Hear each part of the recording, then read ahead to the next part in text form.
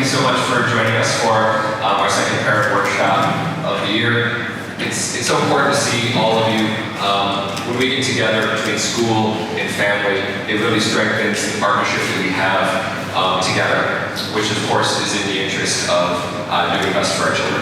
We're all here because of our deep love and care for the children that we help raise, we help develop together, and it's very helpful for us to have these sessions with you. We certainly learn as much as we're able to share. There's many values that come through these times together, so I just really humbly thank you for joining us and sharing your valuable time with us this morning. Thank you. I'm Christopher, I'm the Director of Student Services, and I'll be presenting here with Mr. Rob and Mr. Chiang. Well, I'll introduce themselves or say hi. Hi, good morning. My name is Mr. Rob. I'm the middle school, high school counselor. Our family's been here in Chiang for 10 years, and we've been all in the school, and our kids have gone here since kindergarten and pre-K and all that, so we've been around for quite a while. I now have a 9th grader, so 14-year-old, so right fitting into this category along with you. And then a 6th grader who's 12, so almost a teenagehood, and then a 2nd grader. So that's our family. Happy to be here. Thank you. Hello, good morning. My name is Mr. Chiang. I'm the middle school learning support. I've been in CMIS for just over 5.5 years. And I really want to say thank you very much for braving the pollution this morning to be here. I wasn't sure how many people were going to turn up, so this is lovely. So thank you very much for being here today. All right. So when we teach lessons here to your children, we always start with the purpose or objective so that the students know what they're going to be learning. But actually, before I introduce that, I apologize we weren't able to provide translation this morning. We unfortunately don't have the service to be able to provide translation to every language that may need to be serviced. So please, if you need some language support, sit at a table where that can be supported. But we do apologize we didn't try. And that's something that I think we can improve on as translation services. But in this case, it wasn't possible, so we apologize. We know that was feedback that we received last time, but we'll make every effort in the future to provide that. So the purpose of this workshop, the first is to understand, to better understand the unique developmental needs of teenagers and children. This is sort of engineered towards teenagers, but it will certainly apply to younger children as well. If you have younger children, they will become teenagers, so get ready for that. And how we can work together at school and at home to help support that healthy development. The second is to just create a collaborative space for all of us to work together, to foster dialogue, to get to know each other better. One of the best resources, if not the best resource for parenting, is just work with other parents. Okay? And then the last one, of course, is to strengthen the partnership that we have between home and school. Okay? The closer we work together, the better the outcomes will be for our service to the children. So thank you again for coming. So that's what we're going to try to accomplish today together. And I'm going to turn it over to Mr. Chiang for an icebreaker. Okay, so on your tables there are 4 laminated cards. For the group that we have here, that's 6. Don't worry, we'll give you get 2 more from one of the other tables. This is a little icebreaker activity and it's really fun. There are 5 words and there are 4 different color cards. There is light purple, light yellow, light green, and light orange. What happens with these cards, you're going to take 1 card each. So for example, I chose what is light orange color. What I want to do is find somebody else that has the same color card but has 5 different words. So you're going to talk with that person. The idea of this activity is you're going to find out between 2 people how many words do you know the meaning of. So there's 10 words in total because there's 2 people. Out of 10, you're going to score yourself, okay? It could be a low number, it could be 2 out of 10. You might be a genius, you might get 10 out of 10. It's just an icebreaker activity. But finally, what we're very interested in as a group, what grade do you think these words come from? These are words we're currently using in grades between elementary right the way up to high school. So as your little team, you've got to collaboratively work out which grades are these vocab words, where they come from. Okay, so make sure that the words are different. So you're looking the same color, but different words with your partner. So please, today, what we want to do, we've got a few unusual activities where you are going to move around. We're going to do what's called kinesthetic activities. That means you're going to move your body. So we're not going to be too static all the time. So if you'd like to stand up for me, grab a card, and have a talk with someone. What words do you know? Yeah, so if you take one from your table and you walk around, find your color match, but without the same words. And once you do, introduce yourselves and read the words you've heard. Okay, everyone, thank you so much. Thank you. If you'd like to take a seat for me.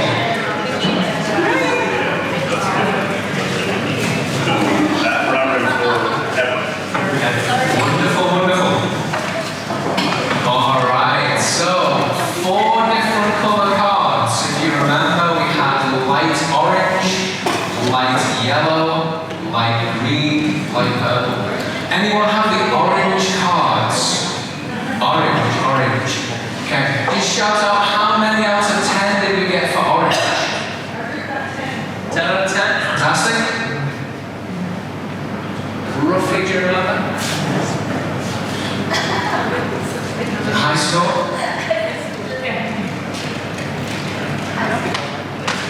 Okay, a good score. Okay, we got a good high score. Okay. And any estimates on what grade was the orange?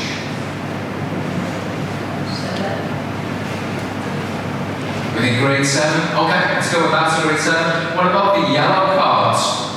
What scores did we get for Team Yellow? This yellow? Okay. What would you all say? Yeah, we'll say middle school. Middle school. Middle school, okay. Okay, so in middle school, so grade 6, 7, or 8 in middle school. Brilliant. What about the green? What number did we get for Team Green? Grade 9 to 10. Okay, I think grade 9, 10. Do you remember roughly what you got out of 10 with the words? Because there were some difficult ones. Probably 7. Okay, yeah. We got, I heard one of the other teams was 5 for the green cards. What about the light purple card? Anyone have that one? Okay. What number did we get for that one? If I rate on this 8. 8? Okay. We're somewhere at 8.5. 8.5. Uncle Google got the 9 one. What would we guesstimate as the grade level for that? I think 8. Interesting, okay. Mr. Rob. So these are the grades that they fall into. And this is what's being taught in March at CMIS. So these were sent from all the teachers. Grade 5 should have been the easiest. That was the orange one. Because if you look, it's the only column that has a number of one-syllable words: purge, stench, fast, break. Whereas we don't get that in any of the columns. I actually thought grade 9 was really difficult. I didn't expect them to be as challenging. But you can see they definitely go up a lot and they get very difficult. So just keep in mind what grade the words are from. If we have time, we might go back to these words later.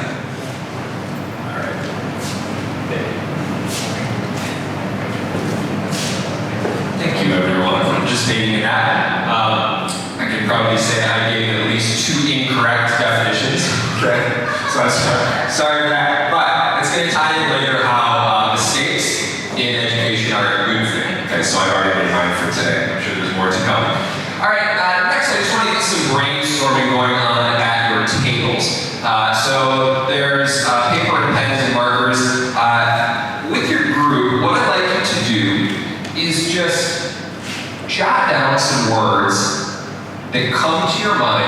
when you think of teenagers, okay?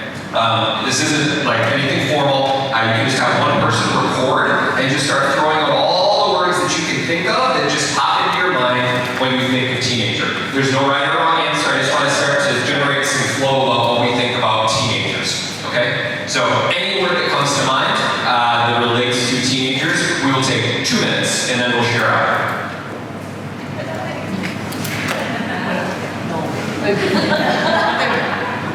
Okay, excuse my message words. For example, smells. Like anything. Give me nouns, verbs, adjectives, anything.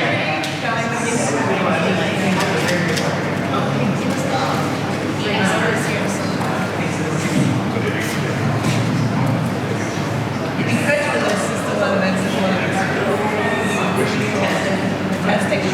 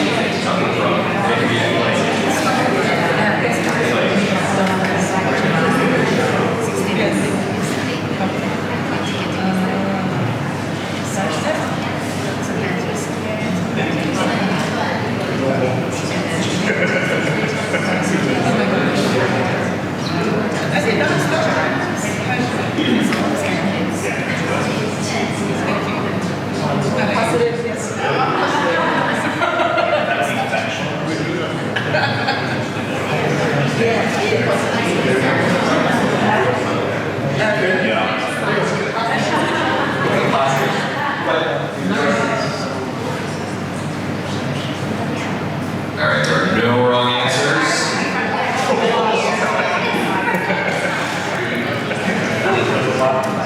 Take about 30 more seconds.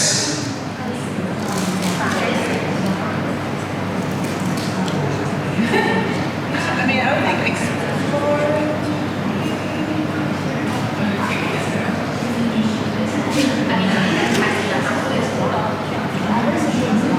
Proud. Maybe? Always right. Maybe I'll just say always right. So it's no, always right. There we go. Yeah. Always right. Won't listen to parents.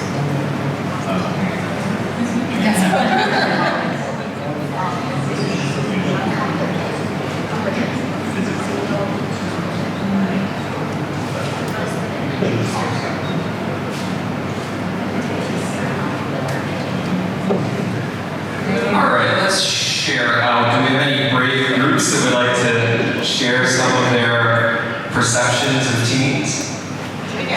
Miss Julie.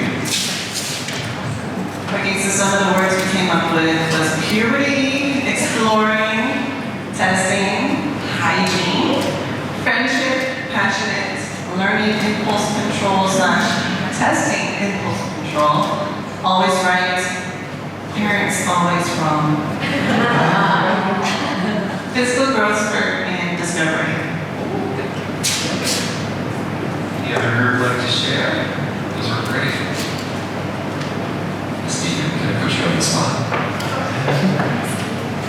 Okay, we have moody, cute, contradictory, the expert, stressed, hormonal, irritable, emotional, catastrophizing, ambitious, idealistic, unrealistic, peer-oriented / friendships, concerned with reputation, both rash and impulsive. Very honest. And the chorus is, we did stuff.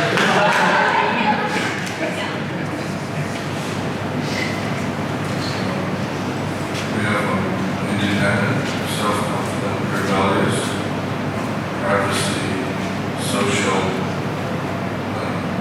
ignorance, and energized, creative, more articulate, self-expressed, curiosity, willingness to explore, and more involved in physical activities.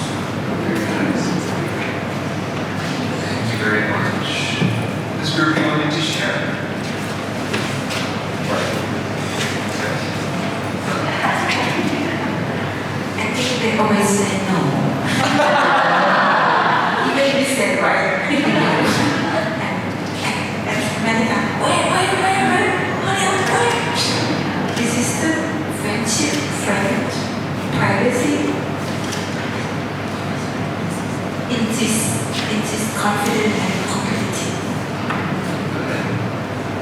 Thank you very much. So there are literally scores of different words to describe teenagers and across the spectrum of personality and functioning and interest. And I think what it demonstrates is that teenagers are complex, right? They are not simple beings. And that is why the teenagers are such an opportunity for growth, okay? Their brains are so neuroplastic. So what that means is they're able to absorb and learn and do so much, but it comes with complication. And that's why, as parents and educators, we really need to meet the teenagers where they are. We can't expect them to be something that they're not. And the reality is, they're not us. Our personalities, most of our personalities are fully formed. Our personality is fully formed by age 25 to 30 for most of us. Okay? Teenagers, and I love that word exploring, it came up more than once. They are not only exploring the world, they're exploring themselves. And we need to remember that, and we need to take that exploration for them, and remember not to do it for them. And sometimes even as a school, we kind of lean too far that way. We need to open up possibilities for our teens, because they are engineered to explore. We're going to learn more about the brain and how that applies to what they do at school and what they do at home.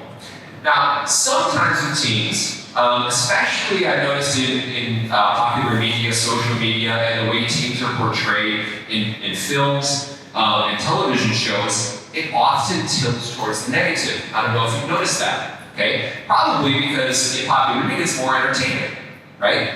But even, and I really liked your words because they were very diplomatic, but there was a lot of positives there, okay? Sometimes when I've done this activity in the past, it's almost all negative. Typically, like if we were doing the evening after you've been with your kids all day, it'd be a little more negative, but now we're still a little bit more positive in the morning, which is great. And sometimes we hear things like hormones, they're lazy, they're out of control, they're immature, they're crazy.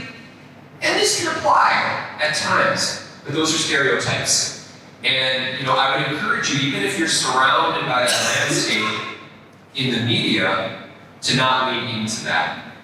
Because what we also know about teens and humans in general, some of us tend to act in a way that matches what we hear about ourselves.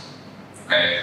That's just part of human psychology. So the more positive and open and understanding we can be with our teens while still setting limits and boundaries, it's going to really help. Okay? So I encourage you not to lean into those because they can be destructive for all of us. Our staff, we do trainings in this on how to have positive orientation for students, and we encourage that at home too. And we like to reframe challenges as growth opportunities. And that's actually how their brains are wired. We learn from mistakes, we learn from challenge, we learn from struggle. So please, don't try to remove challenges from your children. Don't try to remove struggles from your children. That's how they grow. Now, of course, if they're in an unsafe situation, then you need to protect them. Okay? But just because they're struggling, don't think that that's bad. Okay? That's opportunity. Okay? Remember that. We're there to guide. We're not there to fix, usually. Okay. Excellent.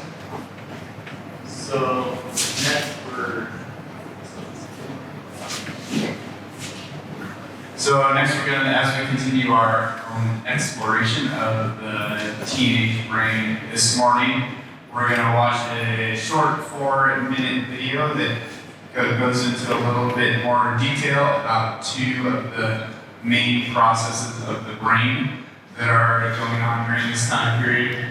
As we're watching the video, there are note cards or pieces of paper, post-it notes. You can be taking notes or writing things down as you're watching and listening. After the video is finished, we'll have a couple minutes just for you to talk at your table to see some of the main themes that stuck out to you, if there's anything new for you, if you heard anything interesting, or maybe something that kind of stuck out to you about this information, then we'll come back together and share it as a group. So yes, here's a quick 4-minute video on some of the processes in the brain. The adolescent period is absolutely amazing. People often give it a negative approach, saying, oh, it's a time where adolescents are going to lose their mind, or they're just immature, or raging hormones drive them crazy. These are all not only wrong, but they're myths that mislead us and actually disempower us. Whether we're adults or adolescents, they actually give us the wrong message and they make it so there's nothing we can do. So what is actually the truth? The truth is that instead of raging hormones, what's happening is we have remodeling in the brain. In ways we never could have predicted, we now understand two big things are happening in the brain. Things you as an adult can support adolescents in developing well, and if you're an adolescent, you actually can use this to help your brain grow in an optimal way. What are those two things? The brain is pruning itself. So imagine that in childhood, you're growing like a tree and establishing all these branches and all these leaves are growing. In the brain, that means connections among the basic cell, the neuron, called synapses, are being established, and you're soaking in the knowledge of the world, and that's beautiful. The tree is just growing, growing, growing. But then what happens, that surprised everyone, is the brain begins to prune itself. You start carving away some of those leaves, some of the smaller branches, even some of the larger branches. And the reason for the pruning is to specialize the brain. While the child is developing in ways that are really generalized, learning everything they can about everything they can, an adolescent is going to begin to find their passion, to actually find things they like, things they really love doing, and to drive their development in that way. So pruning is actually a use it or lose it principle underneath it. That if you don't use something, you're going to lose it. So if you like sports or like dancing or like music, do those things so you continue to establish those circuits. The second thing that happens in the remodeling adolescent brain is myelin formation. Myelin is a healthy sheath that allows connected neurons to communicate with each other in a much more effective way. How? It's 100 times faster, the signal that's sent down a neuron to communicate with another neuron, 100 times faster, and after it fires off, it's 30 times shorter the resting period that happens. 30 times 100 is 3,000. So when you've put down myelin, you've made your neurons communicate 3,000 times more effectively. That's a great thing.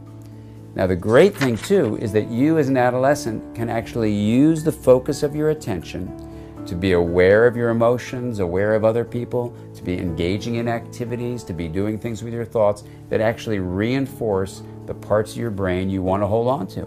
So the good news about the remodeling story is that a field called neuroplasticity, how the brain responds to experience, shows us that what you do with your mind can change the activity and therefore the structure of your brain. So if you then come up with the statement that the ultimate goal of brain remodeling is to make an integrated brain, to differentiate areas, that's the pruning, and myelinate them, that's the linkage. When you increase differentiation and linkage, you make the brain more integrated. And an integrated brain is the pathway toward well-being. And you can do mind-sight exercises. These are exercises that increase insight, empathy, and integration. And if you do them as an adolescent, and you can also do them as an adult, you'll actually increase the integration of your brain as your brain is growing, not just during adolescence, but throughout the lifespan. And what's the outcome of integration? When integration is made visible, it's kindness and compassion. And so what we see through adolescent development is that our relationships become built on connections that are deep and filled with honoring each other's vulnerability, that's kindness, and supporting connections that are compassionate, filled with a sense of caring about other people and wanting to help them. This is the kind of world we can build as we move through life and support each other in our development. Okay, so this is another strategy your teachers will use in the classroom to get students talking with each other after they just learned some information. So it's turn and talk. So go ahead and take a couple of minutes to turn and talk to someone next to you about what anything you got out of that video. So there's just something new that you learned to highlight, and then we'll come and bring it back to the whole group. A couple minutes to talk amongst yourselves. Okay, it sounds like there are some really good conversations happening and going on, but we have quite a bit left to share as well, so we're going to keep moving on. Do I have we'll just do two volunteers this time to share a little bit about what you talked at each of your tables, and then Mr. Jamie will take over and go into some more, even more specific parts of the discussion of the brain.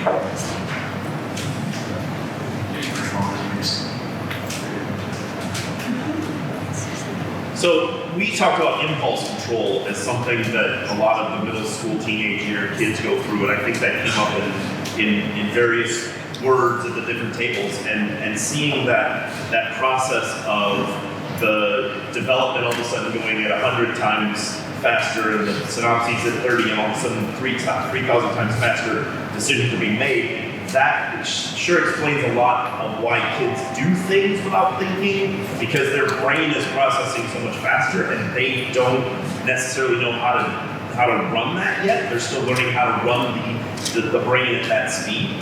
So it's like their brain got upgraded to a faster Wi-Fi, and now they have all this information going both directions, and that's why we see probably some of the poor decisions that they sometimes make as the middle school principal, I can say.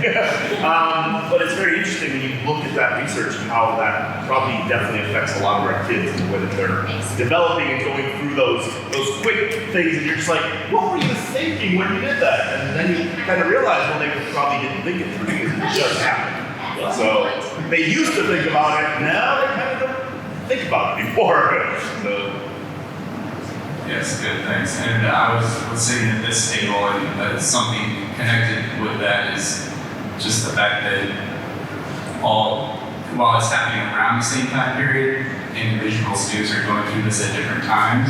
So it's helpful to keep that in mind too. Like you might have a ninth grader who is going and struggling a little bit more with impulse control as a ninth grader, where someone else might be as a sixth grader. So there's different styles involved in that as well. So good, thanks.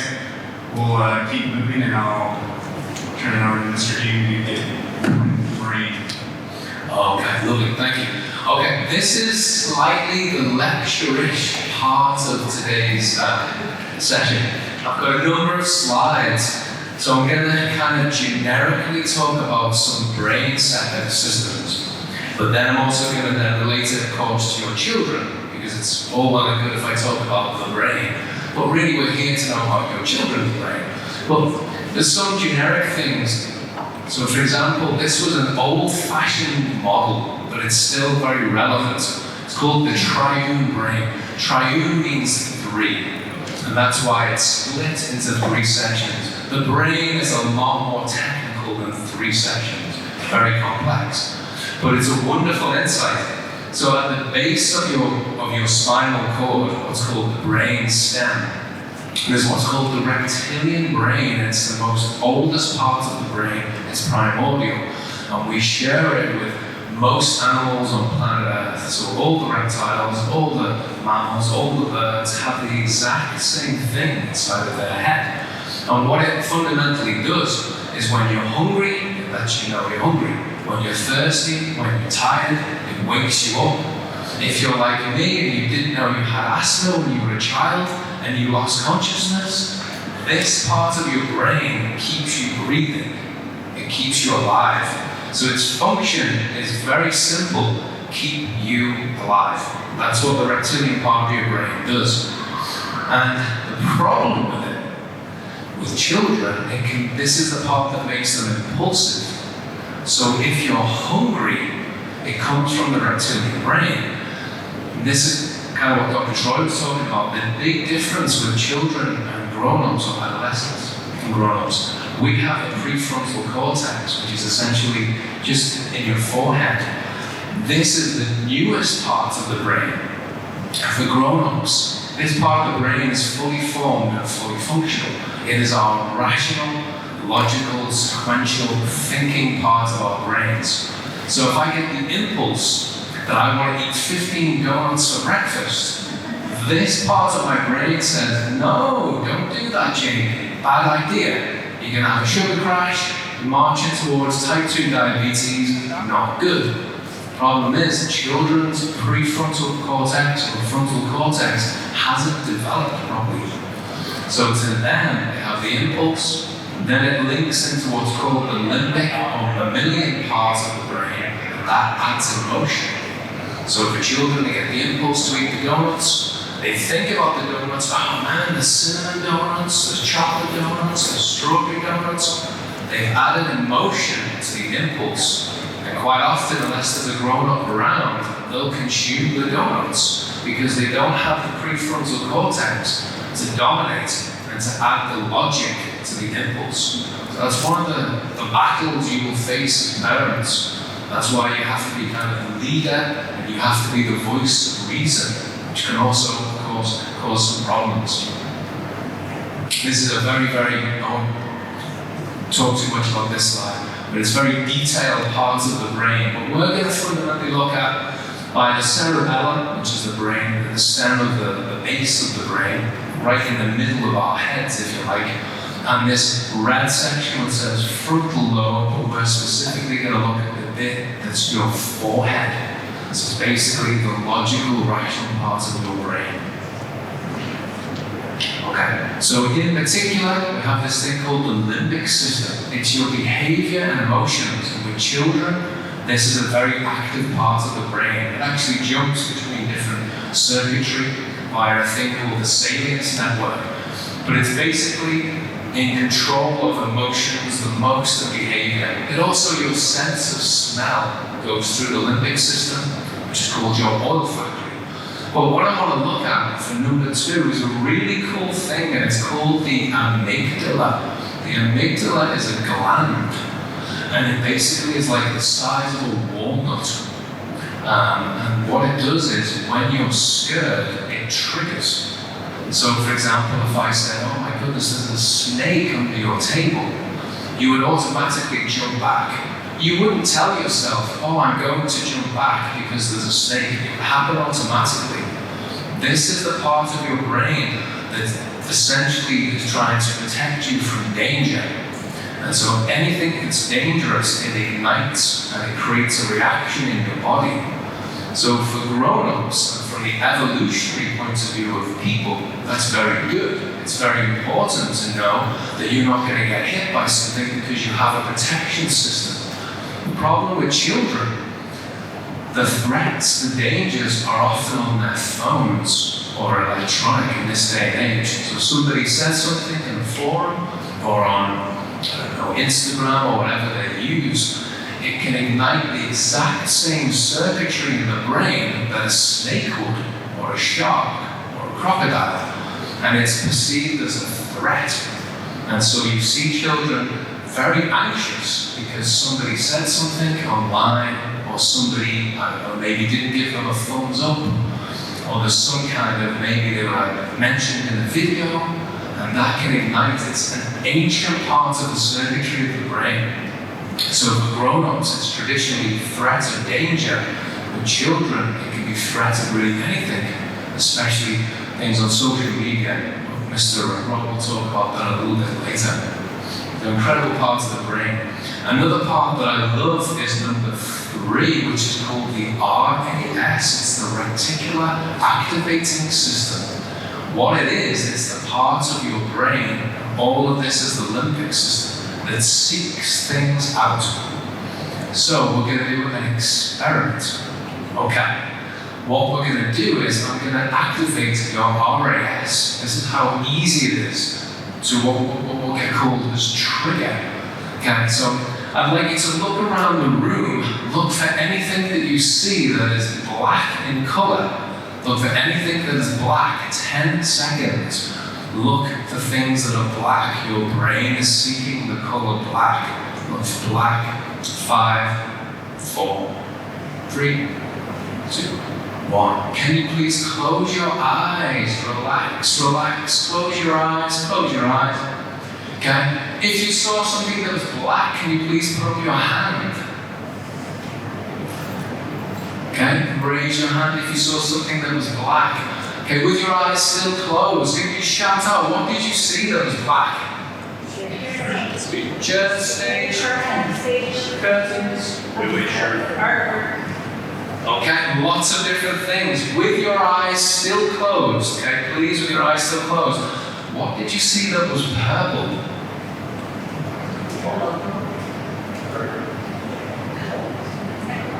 You seem a lot quieter with purple. Okay, if you open up your eyes, now have a look at what's purple in this room. Lots of things are purple. Why didn't you see them as clearly or as easily as the color black? Because your reticular activating system was looking for one thing, not the other. It's terrible looking for multiple things at the same time. It's very good at one thing. One thing I've noticed with high school children that get really good grades, they are very focused. This part of the brain helps with focus. Very good. I want to learn algebra. Good. I want to learn calculus. They are focusing this part of their brain. It's incredible. It's a superpower. And I want to just talk about this person very quickly. He has autism, and he is an autistic artist. His name is Stephen Butcher. He's from the UK, and his superpower is his focus. He has an incredible memory. It's called an eidetic memory, which some people call a photogenic or photographic memory, but that's never been proven. The eidetic memory has been proven that it actually works. So what he does, he gets in a helicopter, he flies around cities around the world for about 30 minutes. They land him back down on the ground. He goes to the studio and he draws the entire landscape, or the skyscape, I suppose you could say, of this city. So the picture at the bottom, well, both pictures are of London. And I can tell it's London because over on the left, there's a large kind of funny shaped building called the Shard. And that's very unique that you know, oh yeah, that's London. And then that's the River Thames that's snaking through it. But he drew that in approximately 1 week, all from his memory of the 30-minute helicopter ride over the city. So incredible. So if there is a superpower rather than invisibility or flying, I honestly would say focus is one of the best. Really quickly, I'm going to just do a fun exercise in a moment, but just to let you know, I don't know if you know this, I was surprised when I spoke with some high school students recently. From your shoulders down, the opposite side of your brain controls that part of your body. So when I lift my right arm and my right leg, that is the left hemisphere of my brain that controls that. When I shift it and it's my left hand and my left leg, that's the right hemisphere of my brain. So we're kind of crisscrossed in how we're kind of wired. There is a bit of a cliche with people believe if you're very artistic, you predominantly use the right hemisphere of the brain. You use both hemispheres. Or we say you're dominant on the right side if you're creative, and if you're mathematical, the old-fashioned belief is that you're slightly more left hemisphere, but the circuitry jumps between the two hemispheres. There is an old myth that we only use 10% of our brains. I don't know if anyone ever heard that. I heard that when I was in school. That has been debunked. There's no way. If you only use 10% of your brain, you would struggle to even exist in society. And with the rate of change with technology, you would really struggle. So we don't use 10%, we do use a lot more. We've got these in the picture in the top right. We've got like what looks like a kind of red or purple coloured fried egg, if you like, with a bunch of little arms or roots coming off it. That's neurons in your brain. You have billions and billions of them. And to stop them floating around, if you like, there's glial cells. A simplified way of looking at them is they're like glue. And they essentially keep the neurons from floating off. And for children, they have a lot more of these neurons, or they create neurons quicker because of the synapses. They have twice as many synapses as grown-ups. So myth number one, we only use 10% of our brain. That's incorrect. Myth number two, children's brains like a sponge. They learn quicker. True. That can be true because of the synapses, so that basically they can retain information quicker and they can retain information for a longer period of time. So it's quite an incredible thing. There's one little exercise I'd like to do with you. So we're going to stand up in a moment. These exercises are called cross crawls. What they do is they ignite the two hemispheres of your brain. Does anyone do yoga? Okay, what I've noticed, if anyone does yoga, these exercises are normally very easy because they're used to doing movements that engage both hemispheres. For people that don't do it, quite often they stumble around. But it's all good. We're going to do 4 different movements and we're going to engage both hemispheres of the brain. So I want you to, don't be self-conscious, don't worry about it, just see it as a little exercise. We're going to create some new neurons in your brain, but at the same time, we're going to use both hemispheres. So please stand up for me. Okay, make sure you've got enough arm room, so you're not going to hit anyone. Okay, very easy activity, but this is wonderful for small children, and it's wonderful for elderly people as well. If you have any grandmothers, grandfathers, really good exercises. Cross crawls means we want to basically cross our limbs. So our right arms or left arms want to go opposite to our legs. So I'll show you. This is A, the movement for A. Arms up. There we go. Cross. Very easy. Strong core, as they say. See the couple bubbles. If you know, normally the people do yoga, they're like, oh yeah, this is easy. So this is A. B. I'm going to shift the foot forward. See those neurons forming. Feel it. C. It's going to be the opposite. So you're going to do my right arm is my left leg going out. This will use both hemispheres of the brain. Very, very good coordination. Very good. And D is very similar, but I think the most difficult. We're going to go across, so it goes like this. So it's the opposite leg, left arm, right leg. Right arm, left leg. I think D is the most difficult. So it has to be a cross movement, the opposite leg.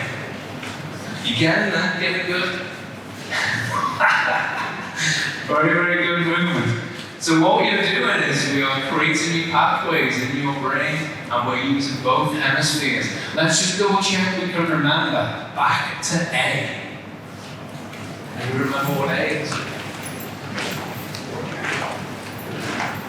B.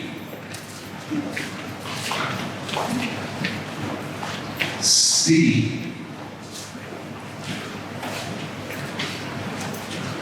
D, the most difficult.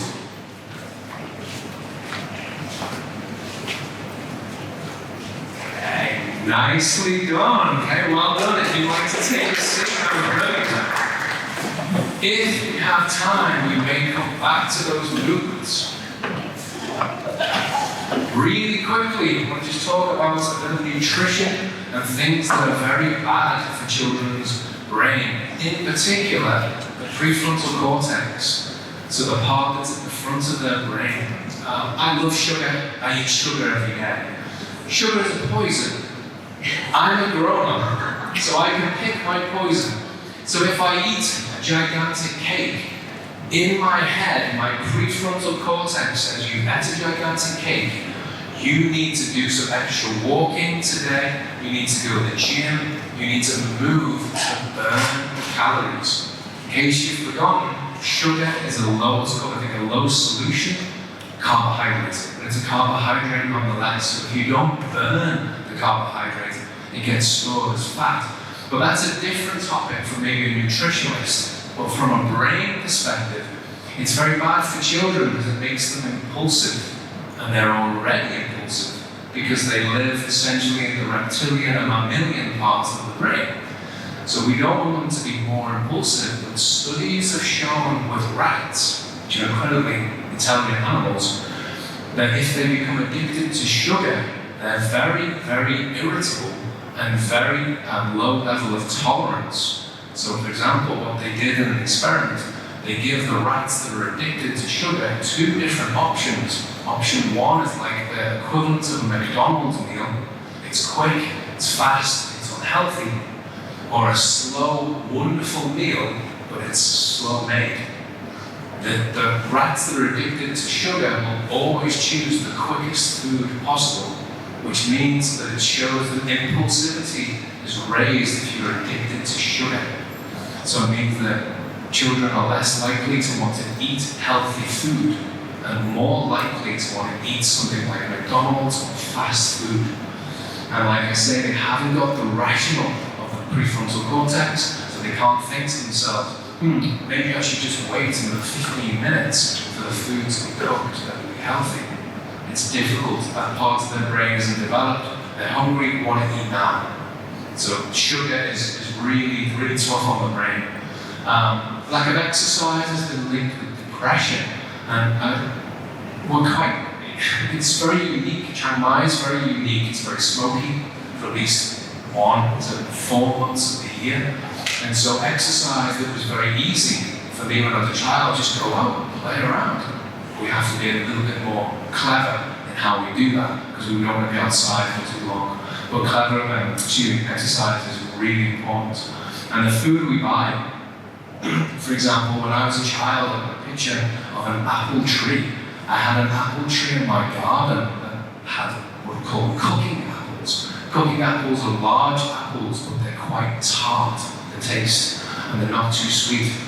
But we used to walk out literally 4 or 5 meters. We would take them from the tree, clean them, and my mum used to make what would be equivalent of organic apple pie, and it was beautiful. But the problem is, a few years later, the supermarkets do mass-made, mass-produced apple pie, which is significantly easier to make. And this is kind of the way the world is going. From the old-fashioned way of cooking at home, we're becoming more and more used to buying things at the supermarket because it's quicker and easier, but we don't know what ingredients are in it. And it's certainly not going to be an organic cooking apple. It's going to be a lot of sugar for sure. So it's just something to be mindful of. These are some really brain-friendly foods. That did a lot of research. The greens, in particular, broccoli and bok choy came up over and over again. A little word of warning, I never knew this until a few months ago. Olive oil is absolutely wonderful, especially extra virgin olive oil. About 3 or 4 years ago, there was a massive drought in Europe, which is where most of the olive trees come from. About 90% of the world's production comes from, I think it's Greece, Italy, Turkey, Portugal, Spain, and Tunisia. They're the biggest providers of olive oil on our planet. When there was a big die-off of the trees, the price of olive oil went up, and a lot of fake olive oil came into production. So a lot of people don't know the difference between what's real and fake. Real olive oil tastes like olives. It has a bitter taste, a peppery taste, and it's full of flavor.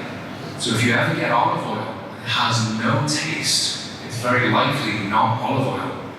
Another test you can do is you can put the bottle into the fridge and leave it overnight. And when you pull the bottle out of the fridge in the morning, look at it under the light. If it's cloudy, that means it's real olive oil, because they're the polyphenols inside of the olive oil that make it very healthy. So just to let you know, so the same with all of these brain foods, always a word of warning. It's easy to buy all of these products, but you want to make sure that they are the real deal. But thank goodness dark chocolate is there. What a winner. And last slide. These are called the blue zones of planet Earth. Has anyone ever heard of the blue zones? One or two people. The blue zones of planet Earth are places, very specific places where people live the longest and are the most healthiest. So generally speaking, these places in Japan, Greece, what's in South Italy, Costa Rica, and California, people live to be over 100 years of age, very healthy as well. And aside from the fact that they're quite near the equator, They also have, of course, incredible healthy diets. So Japan, lots of seaweed. They also eat lots of purple potatoes because they classify it as being a hurricane-proof food. It's because it grows underneath the ground.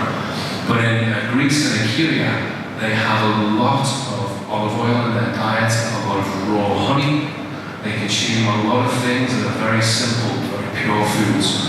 So again, just food for thought, how important it is to eat really healthy food. All right, thank you, Mr. Jamie. Any questions or comments about anything that we discussed or learned about so far? Always feel free to just jump in if you have any questions or comments. Also, as a reminder, we do have refreshments in back, and the toilet's just outside. If you need to take a break, just take it on your own. We won't take one together. Okay, so Mr. Jamie shared a lot of information about the way the brain and the teenage brain works. So how does that apply to our adolescence? Okay, we need to remember that adolescence, teenage years are extremely dynamic. There's great changes, a time of amazing opportunity, but also a time of vulnerability. Their brains are changing, their thinking starts to change, and that can be almost on a day-to-day basis. Okay, something that we don't like to do with teens is to say something like, well, last week you said this, or last week you said that, and then expect them to continue and to maybe be hard on them because they do that. That is very normal. Okay, so we actually want to foster and encourage those changes, and just talk about them with it. We don't judge, and it's really difficult to have expectations of teens. Now, of course, we have certain rules at home that we have to have, but to expect their personalities or their behaviors to be in a way that kind of fits our agenda, and I'm talking about the school as well, we have to suspend that a bit, okay? Because that's not going to help that brain development. We want to foster exploration, positive risk-taking, learning from mistakes, okay? That not only builds their brain, it also builds their self-esteem and their confidence in their relationships, so it's very important. Okay, so the theme of this is change is necessary, change is natural. Okay, so don't be afraid of it. I know for us, because our personalities are more fixed, it can at times feel threatening to see all those changes. When we think, what's happening to our child? They're a monster. Well, according to Mr. Jamie, his reptilian brain, they are indeed monsters. Okay, so you can expect that, but that's okay. Okay, so what do they look like? And this is extremely general. There's a lot of ways that they look. Okay, risk-taking is natural, but we want to lean towards positive risks. Maybe think of an example or what that means. What's a positive risk? Think of an example. Trying something new. Trying something new. Okay, so if I want to try tequila and I'm 14 years old. Not a positive. Not safe. Trying a sport they've never tried before. Perfect. But what if they're not good at it? Well, it's what practice is for, and that's how you find out if you can do it. And so. Exactly. Take some rigorous courses. Some rigorous courses, like you do learning. But wait, what if it's hard? I mean, it's a process, right? Sometimes you have to walk out of your comfort Exactly. to say hi to a new person. What if they don't say hi back? It's okay. It's okay. We don't say hi to someone because they'll say hi back. We say hi to someone because it makes us feel good and it's the right thing to do. Okay? So those outcomes that we expect sometimes as educators or parents or as adults, they may not come, but that's okay. And what's nice about teenagers, they're much more adaptable and flexible to setbacks than we are. Okay, that's just normal. That's why I was noticing some students that I think actually Dr. Troy might have been talking to, and they were having a difficult time, and I think there was a little bit of acrimony between them, and then like 4 days later they're playing together on the playground like they're best friends. And someone asked about it, I said to Dr. Troy, he's like, yeah, that's what's supposed to happen. Like, that's how it works. Might have been 4 hours. Yeah, oh yeah, I could have been 4 minutes. That's just how it works. But as adults, we're like, well, wait a second, each other 1 minute and then playing nicely and sharing the next. Because as adults, that would be very difficult for us. Well, wouldn't it be nice if we could do that? So that way we can learn from our children. All right, peer pressure. Okay, that's really hard because it goes back to that impulsivity that sometimes children are exposed to things with each other that can be threatening to them, okay? The best thing for peer pressure is to have conversations with your children in advance because there are certain things they will face, okay? There will come a time, if it hasn't happened in your children's life, where they will be offered alcohol. They probably will be offered marijuana. They'll probably be asked to get on a motorbike with no helmet, okay? At some point, they will contemplate, am I going to have a sexual experience with someone? All of these things will happen. They happen to all of us. They will happen to your children.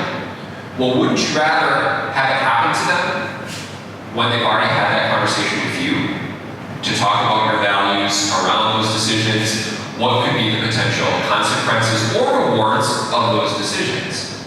Then they're not going in with only the perspectives of their peers of social media. And sometimes those are the hardest conversations to have. And I can promise if you haven't had them, it'll feel awkward at first. Just like that exercise. Like when I say, Mr. Jamie said, you're gonna get up and you're gonna move your body, you're like, oh boy. Then you stood up, and what I noticed is towards the end, almost everyone was smiling. Okay? The same thing will happen when you have difficult conversations with your children. It's going to feel awkward first, and then as you practice, it's going to get better. Okay? But it's perfectly okay. So please, some of those topics that you may, I need to talk about this, but I don't know how. Please make a plan to have those. And you can always come and see us. We have an outstanding counseling team here. If you ever want some tips on like how to engage in communication with your child, please come talk to us. Okay? Okay, expression. Okay, you will probably see because of that limbic system, because their limbic system is more active in their prefrontal cortex, they are going to communicate their emotions differently than an adult. And at different stages of development, they're going to communicate it different. Okay, again, you need to suspend judgment because children communicate through their emotions many times stronger than their words. So they might be saying one thing, but their reactions, their emotions may be saying something else. Pay attention to both, okay? Please don't try to fix it. The greatest gift, one of the greatest gifts all of us can give each other is just to listen. Just to listen. I know, like, before I was in the school administrator, I was a psychologist, and when I was learning to be a psychologist, my mentor said, the best thing that you can do is just to wait. Just to provide space, because that's healing. I remember she said, most of us already know what the answers are and the solutions. We've thought of them ourselves, and sometimes we just need to explore them with someone else. We just need to talk them through. Okay? After I finished my training, she gave me a gift, and it was a hat, and it said, "Take my advice. I'm not using it." And that was her way of saying that, like, as parents and in my case as therapists, like, we don't need to give advice. Okay, often we just need to give space. Okay, so I encourage you to do that. And then we've already talked about the impulsivity. That sometimes that happens. It's natural that impulsive decisions are made, and I think that one of the best things we can do is just to talk through it with them afterwards. How did that work out? What could we do differently next time? How did you feel during that? What were the thoughts in your head? Not to judge it and say you made the wrong choice, because even if the outcome wasn't the preferred one, it might have been a good decision because they learned from it. Okay. So again, meet our children where they are. Okay, we're going to do just a quick kind of debrief of what many of the things we've talked about so we can explore them together. It's just good to collaborate and talk together. So here are 3 just guiding questions for you to talk about, or if you want to talk about other things, that's fine. What are some behaviors, both constructive and challenging, you're seeing with your own children? If we could just share some examples. What strategies do you use that have worked for you? I just gave some suggestions, some general ones, but I'm sure you have great strategies that are working to deal with challenging behaviors. And also, maybe what do you need from us as educators to help you through this process? Like, what can CMIS, what can the teachers, student support team, administrators do to support you even more? Okay, so talk about any of these at your table or any of your own. It'll also be a good time to grab a snack or a drink, to use the toilet. We'll take about 5 or 10 minutes for this, and then we'll probably do a wrap up after that. So go ahead and talk with your team, please. All right, let's come back together as a big group. Heard some lively conversations. Thank you for that. Kind of the theme is you are not alone. Okay, children are not easy. If they were, it wouldn't be any fun for us, right? Would anyone like to share anything that they talked about in response to any of these questions or anything else? Any insights maybe that you gained from those at your table?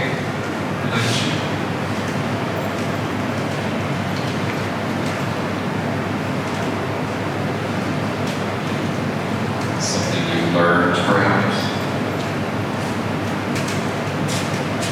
I must say, number one is I feel very grateful to be in the CMS community from one high schooler. She has a good group of friends who really give her very positive influence, and also she is in the law school environment, which really gives her the right direction and try to avoid unnecessary temptations. For example, like there one tragedies there's a set in the bigger line, which is really important. Being a parent, I think that having empathy is really important. Like trying to think from your child's perspective to understand what they are facing, and also trying to, as what you said, like giving her the space to listen, to respect their time, to give them some time to grow is really important. So being a parent, I think patience is really, empathy is the most important thing for you to support your teenager, and just give them love and security. And then I hope that CMIS, as a parent from CMIS, I hope that in the future, like there are more workshops for parents. I do think that parents learn to learn more than our children. That we need to learn more and keep learning and learning to grow together with our kids and to support the school and our children. That's the most important goal. Thank you so much, Ray. Any other reflections that I would like to share? What Wei shared made me think of is when I'm working with students, if I start to feel something, like in my body or in my heart, my mind, it feels strong, that's kind of my signal that what's happening is important, right? Because there's so much nonverbal that happens and so much energy with teenagers because they are such strong presence. You feel that with your children, especially if you start to feel like a strong sensation. I encourage you to just kind of step back, because that's a signal that something important is going on with your child, right? And we are fixers. That's how we're engineered as adults, especially with our children. But many times, that doesn't need to be the role that we play. Okay, so pay attention to your own brain and body as well, because it will tell you things.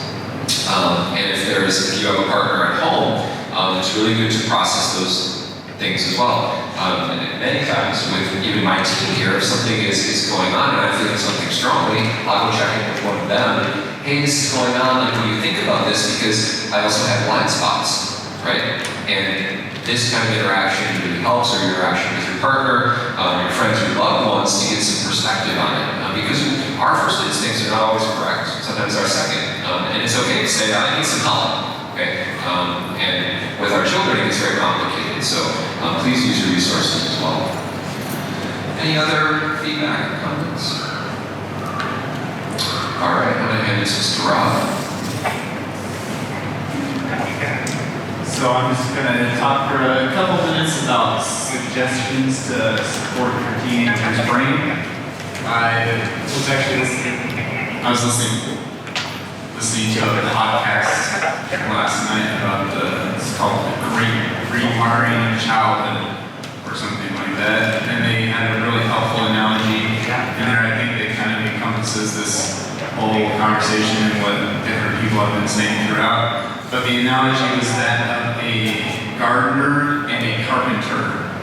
And the idea was that sometimes that we as parents can look at our children through the lens of a carpenter as something that needs to be fixed and created a certain way. So if you're like building a table, for instance, then there's these specific instructions that you need to use in order to create the child in the way that you want them to be created. The other part of that is looking at the child more through the lens of a gardener. So you have a garden, you want to provide an environment for them to grow and flourish and mature into adults. So just maybe like thinking about how we are, even when we're talking about things like strategies for supporting your the teenager's brain, and looking at this as more of a gardening opportunity and a little less of a carpentry project. So I think that kind of sets this up well for we're just going to talk about 3 things over here in the next few minutes. I know this first one is a huge topic, social media, and it could probably use its own parent workshop all by itself. So just as this pertains to the brain, the teenagers, we've been talking about the prefrontal cortex and how the area for self-control and different things haven't been fully developed yet, and also their desire for attention and feedback from their peers.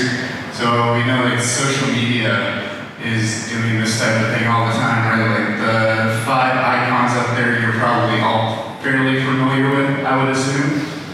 These are kind of the 5 main social media outlets out there that teenagers are on these days. So I do think this is a topic of more and further conversation. And this, if you want to go to the article, we're not going to talk a ton about it today, just being cognizant of the time. But it's an article from the American Psychological Association, APA, called Social Media Brings Benefits and Risks to Teens. So a lot of times I know we talk about risks. This article kind of balances out and talks about some benefits as well. Social media isn't going anywhere anytime soon, so it's something that we need to know how to manage and adapt with.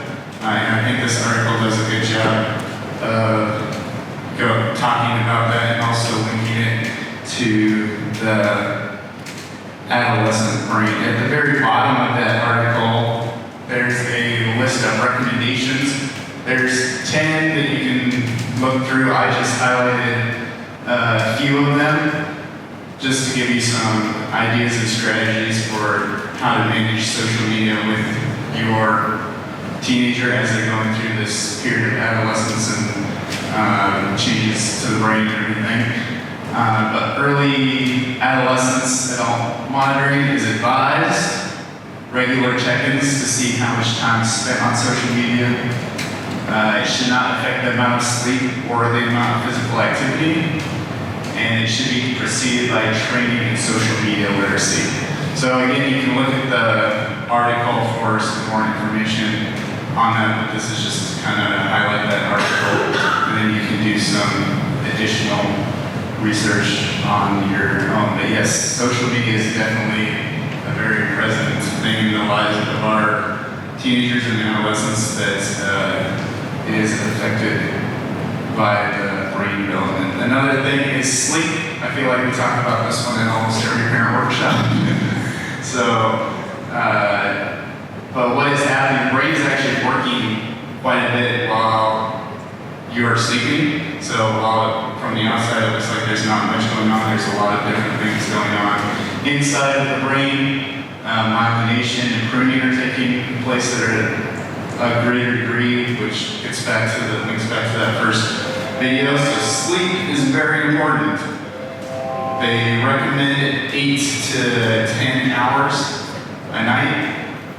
So I know that's can be challenging sometimes, but part of it too is just how you view sleep, I think, sometimes. Sometimes it's more about like the homework or these other activities are more important, and sleep is almost a side thought in some people's minds at times.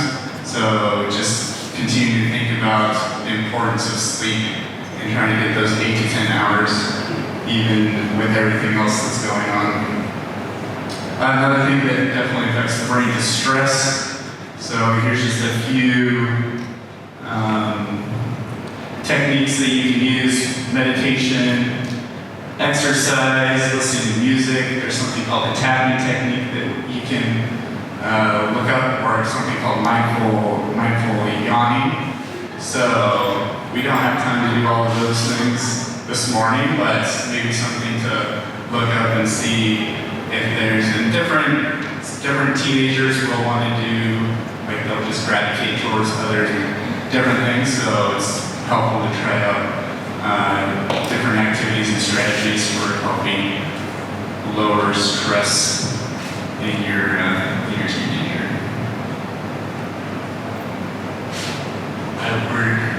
I think we are. Well, it's a really good video, actually. I think we're going to show.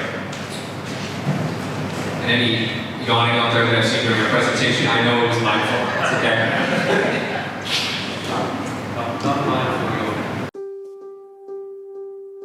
I feel weird and awkward. I feel like that's just normal now that I'm a teenager. This is a hard time we're going through. We're growing, we're changing. There's obviously a lot of awesome aspects, but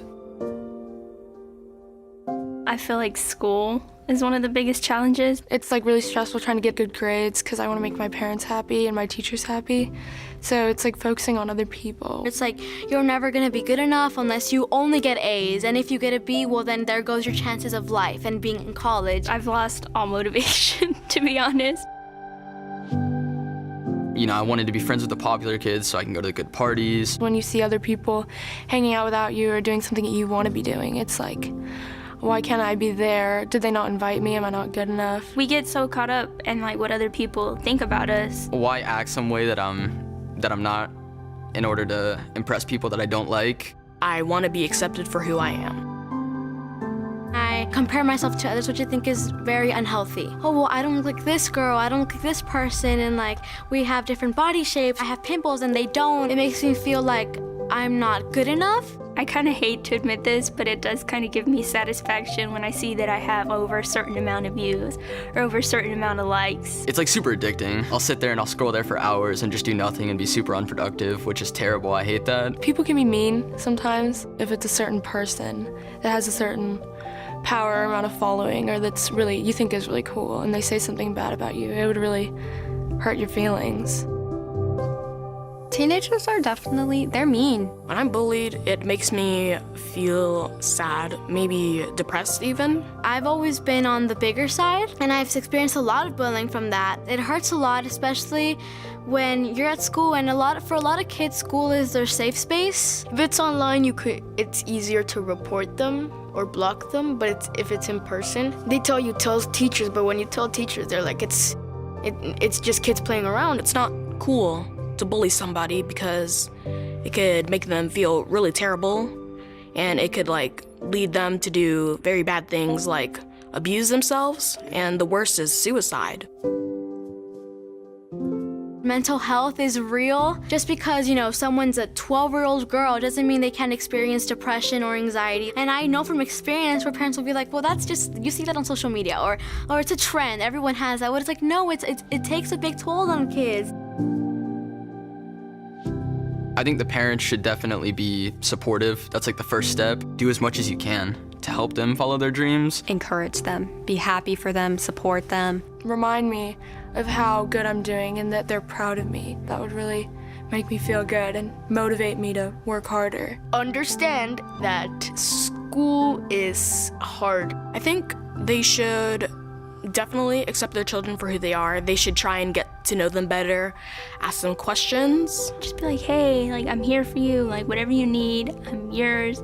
I love you so much. I feel like there should be much more patience with us. Just give us some time to like grow. It's not easy being a teenager, and sitting there yelling at us, disciplining us all the time doesn't make it any better. Every once in a while, I'd like to hear that they were wrong. I never hear that. Being an adult and like approaching a teen, you definitely have to have an open mind. Dad, put yourself in my shoes. My mom always tries to like help solve my problems when I just want her to really listen. Mom, Dad, listen to me. Listen to me. Listen, please. Listen and don't like make their feelings feel less valid. Just give us a shot and hear what we have to say.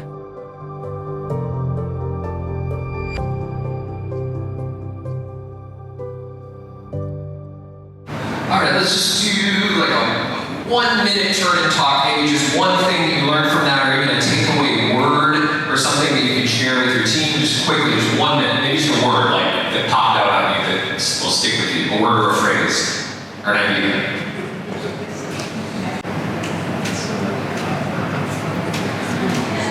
All right, thank you everyone for the conversation. We are unfortunately nearing the end of our time.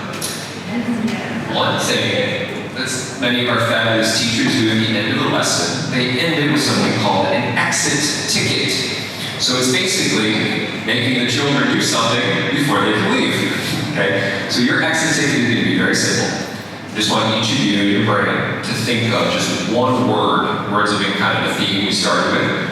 One word that will resonate with you from this presentation. If you can kind of encapsulate some of your learning just into one word, your takeaway word, maybe a word that you'll share with someone at home, or that you'll maybe journal about later, what would that word be? And I'm going to put all of you on the spot. I'm going to go around and you have to just say your word into the microphone, so make it a good one, okay? So we're going to do about 30 seconds, a word that kind of sums up maybe some of your learning today or something that jumped out, and then we're all going to share that word together.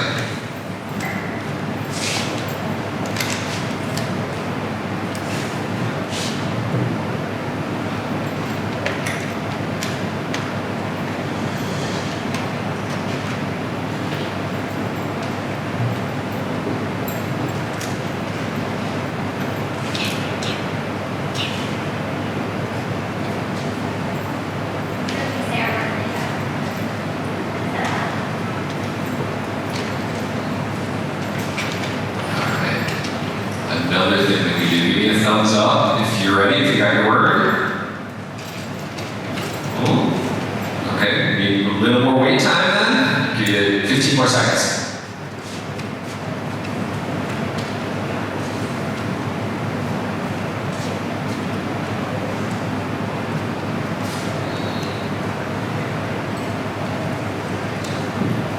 All right, here we go, because Tina had a thumb up first. We're going to start with her, and then you can see her word and pass it around, please. My word is Listen. Open-minded.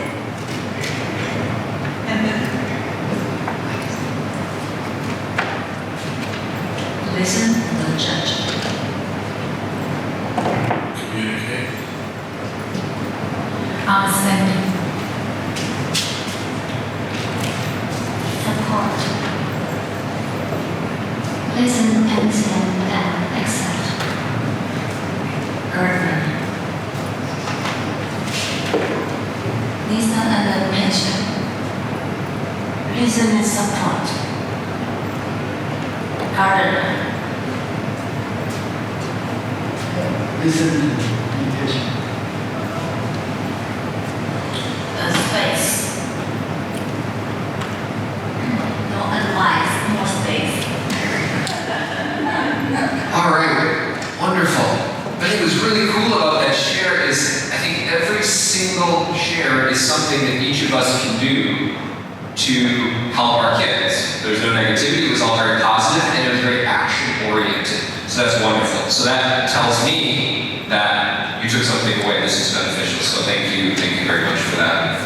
I want to thank all of you for the time you took today for us to learn together and to grow together, to take take some positive risks yourself. Okay, I thank you for that. I want to say unequivocally, you are all doing a great job. Okay? I know it feels hard sometimes as parents, okay, we question what we do, okay? The truth of what I just said is evident every day here in our school, okay? Every child has stumbles, okay? But they are great kids, so you are doing a great job. So if you're hard on yourself, please give yourself a break. It doesn't do any good, okay? Just the fact that you're here and you're learning shows your dedication, and I'm so grateful for that. I know I learned a lot today. I learned a lot from my colleagues, and we learned and grew together. So humbly thank you, and please continue to come back.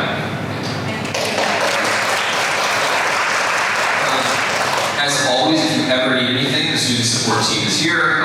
You can reach out to me, you can reach out to Mr. Jamie, you can reach out to one of the principals, you can stop by. Nurse Diane is joining us also, so if there's a health concern, you can stop by our health office. She was always very helpful. We're all working together. Okay. I'll leave it with you if anyone has any final thoughts or comments before we depart. Is there any closing ideas or questions? I just want to give you guys a heartfelt thank you. That I've been a high maintenance mom for these guys, and you've never given me any shame or anything. You've just always been open, so I'm very grateful.